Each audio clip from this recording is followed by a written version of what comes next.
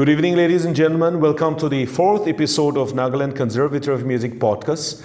This podcast aims to indulge the participation of the viewers on discussions on how we can improve the quality of music in this part of the world. Tonight's main discussion is on music as it stands today.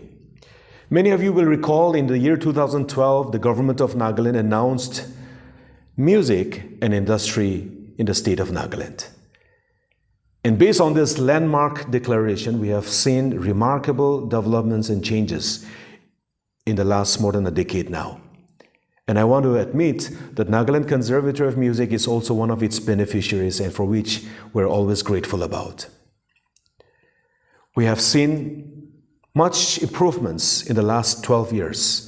And one person in one of the summits that I've recently attended have rightfully said that there's no state in this country except Nagaland where the government has given a very strong mandate, where the government itself is involved in making this industry work. Tonight, we want to engage the stakeholders and especially the performers to give a very honest review on how and where we stand today. Is it a working industry or are there rooms for us to improve? And this purpose is not to attack anybody and definitely not to criticize anybody, but for us together to perhaps emerge with a better understanding on how we can make this more effective and let it work in a better condition. Now, for any industry to be successful, we need to recognize that three components are essential for its success. Number one is the raw materials. Number two, how it is treated. And number three, how it is marketed. We want to first take out the first component and recognize the musician or the one who creates the music as its element. Now, for somebody to create and practice the music is one part of it, but another thing is on how do we nurture the abilities and the skills of that person to become proficient in his art is another thing. And that's one aspect that we want to talk about tonight. Now, if you look around the performances that are available in our contexts at this time, there are very limited scope for musicians to engage themselves as performers. Very few. During our childhood, there were so many live performances happening. There was one rock concert or the other rock concerts. Despite the fact that there were not sufficient equipments or facilities or platforms for them to practice and equip themselves. But if you look at today's context, that opportunities, instead of increasing, is rather on a regressive stage. It is, live performances are not happening. And one of the reasons that many musicians are complaining are that they cannot afford it. They have to rent sound, they have to rent lights, besides other amenities. So where do we stand and where do we go ahead from here is one thing that we need to exercise our thoughts on. Because for a musician or as a raw material, without polishing it, without treating it, you can never reach the stage of marketing it. Now, for these raw materials to perfect itself, to treat it properly, needs opportunities and platforms for him or her to engage in performances. So how do we find a remedy to this is something that the stakeholders, especially the policymakers, should now retrospect and think about. Because we need to create these platforms. Otherwise, without performances, the music dies. Without performances, the skills does not develop. So where and how should we boldly move forward on this area? We need to create avenues and opportunities for the raw materials to develop. And this development does not take place in one's own private room. It develops in front of an audience. It can only develop, or it can only get better by more and more performances. So one thing that we want to suggest here tonight is the government, with its mechanisms, with its resources, should now try to create opportunities. Of course, we cannot expect the government to always organize the programs for the musicians. But one thing that they can definitely do is, and I want to suggest it in this way. Number one, how about if the government helps the sound and light vendors? Give them some subsidies so that they, in return, can perhaps cut down the rental charges so that it becomes more accessible or more affordable for the performers to be wanting to organize programs and design it in the convenience or in their own capabilities.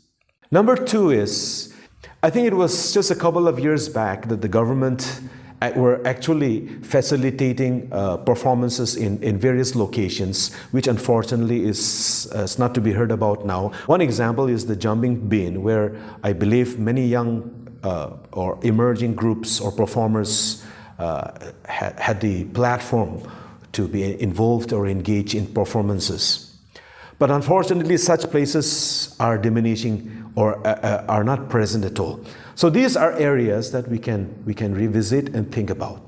Number three, we need to encourage the young musicians to be bold enough to pick up instruments and perform with live instruments instead of relying entirely on soundtrack, because this is what's conveniently happening.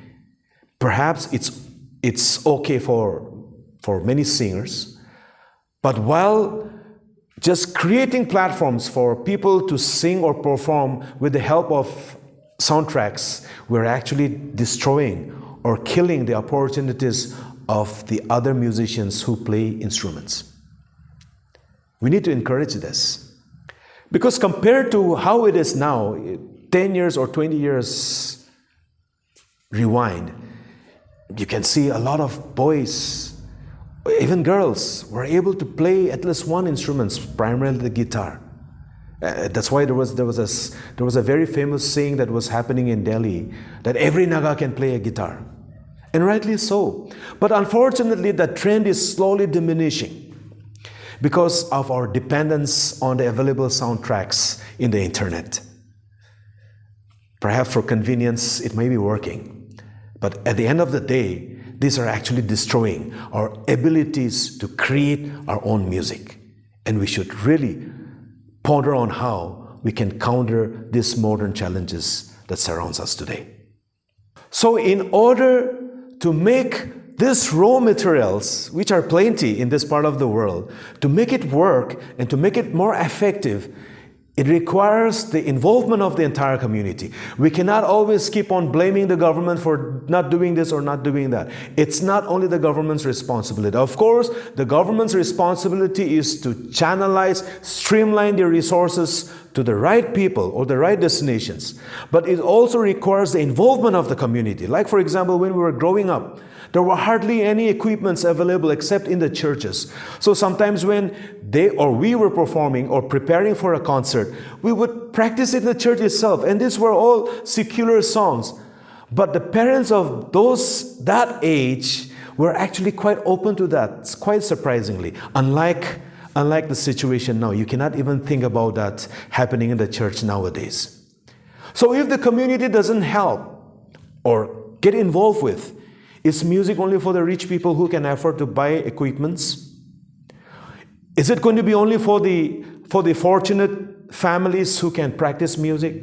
It shouldn't be. It requires the involvement of the community for us to have a thriving musical scenario in this part of the world. Because this is one area where we're so good at. And with everyone's involvement and participation, we can achieve greater heights. The government of Nagaland has rightly declared music as an industry. But how do we all channelize our resources? How do we all involve involve ourselves in making sure that this is working is something that we need to ponder upon. So that's the aspect of the human being or the musician as a performer as a segment of the raw materials. Now on the other segment is the content.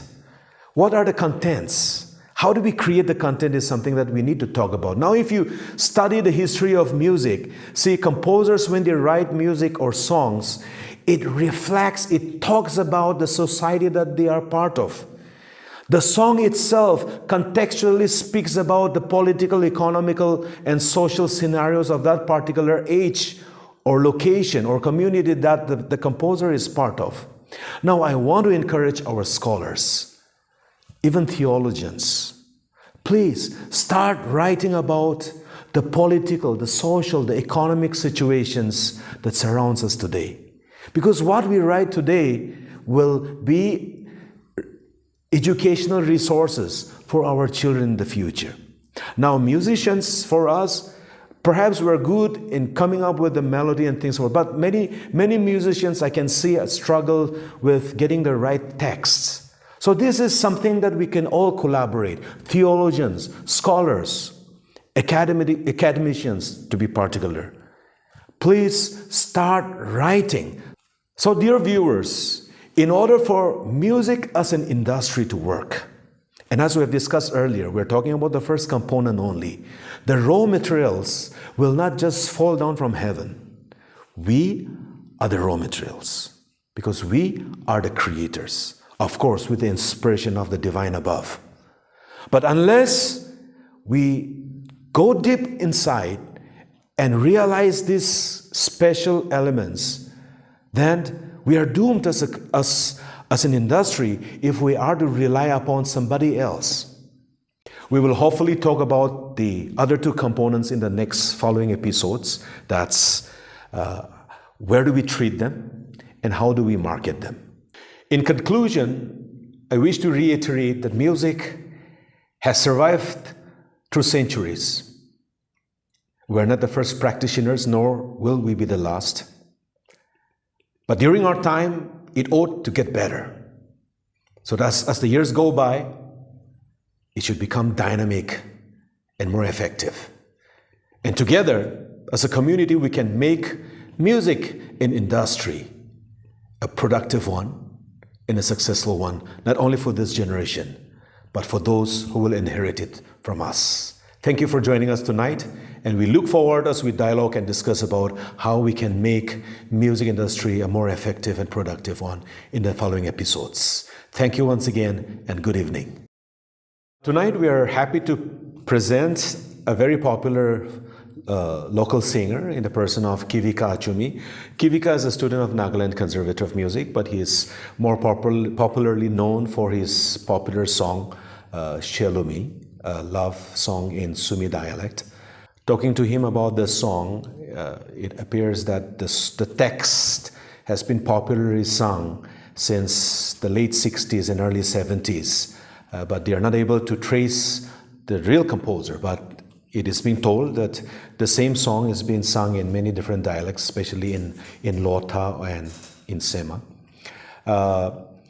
And out of his quest to make this song relevant in our time, he has recorded it and it's been listened to by hundreds and thousands of people in his YouTube channel. If you're interested in his studio recording version, you may look it up in his YouTube channel. But tonight he'll be accompanying himself with a guitar, as we have spoken about, on how we can make our performances more personal. So the first song is Lomi, and the second song is his original, and it's titled Noye, Ikuxü. Much loved by the youngsters. I hope you will enjoy this. And we want to reiterate the importance on how we can continue to create music that reflects our emotions, our intentions, and our desires. I hope you will enjoy this.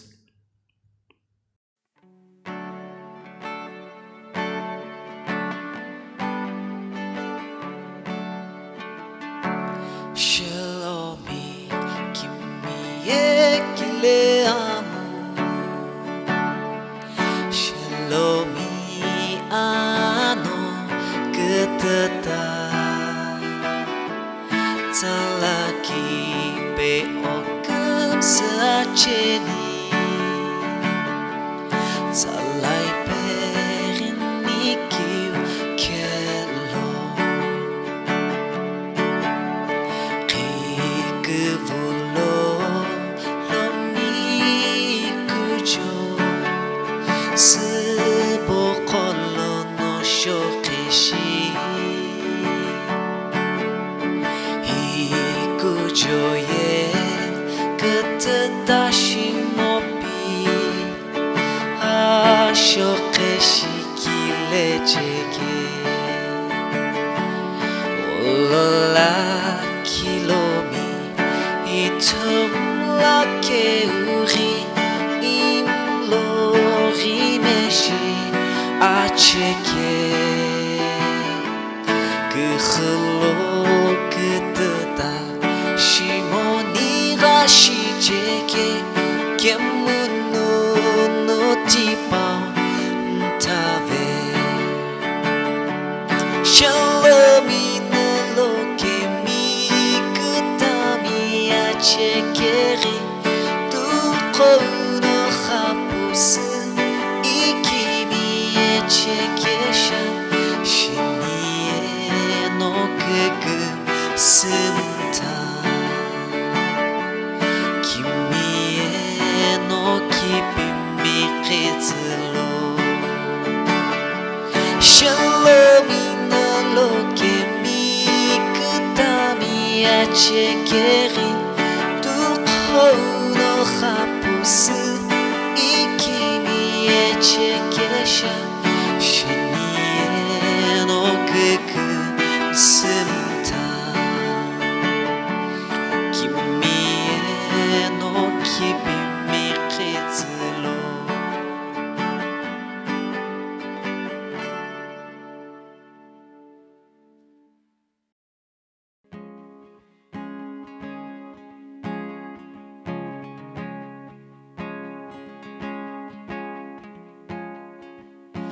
딜로노 이노키미에 체큐 이에 알루그부 흐옘타게무 오크흐베스 이우시틀로비 알루크툴루니 니쿠아체니 예리 바아울로예 이랭우예 올리키게 Noye iloki Noye ikuxü alokutulo kimyecheni alokutulo okeacheni kimyano ikuxulo igilo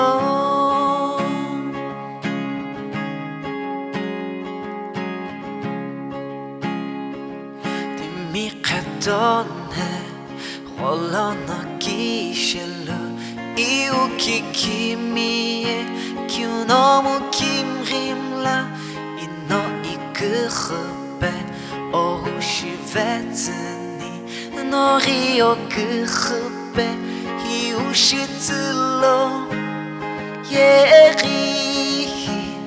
바아울로예 이랭우예 올리키게